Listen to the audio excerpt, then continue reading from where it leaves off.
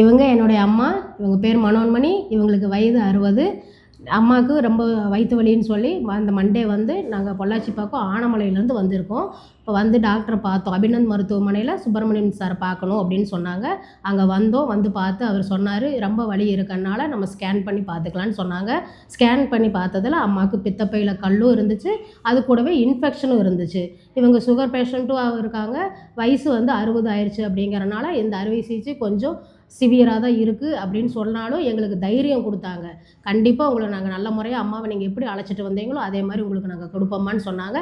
அதே மாதிரியே நேற்று காலையில் மண்டே தான் நாங்கள் வந்தோம். டியூஸ்டே காலையில் 10:15க்கு ஆப்ரேஷன் ஸ்டார்ட் பண்ணிட்டாங்க. 12:45க்கு எங்கள் அம்மாவை எங்களை பார்க்குறக்கு அலோவும் பண்ணிட்டாங்க. 3:20க்கு நாங்கள் ரூமுக்கு வந்துட்டோம்.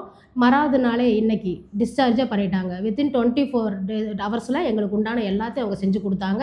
சொன்ன மாதிரியே எங்கள் அம்மாவை திருப்பியும் எப்படி நாங்கள் ஆரோக்கியமாக கூப்பிட்டு வந்தோமோ அதை விட டபுள் மடங்காக எங்கள் அம்மா தானாக நடக்கிற அளவுக்கு ஆரோக்கியமாக எங்களுக்கு ஆற்றி கொடுத்துட்டாங்க.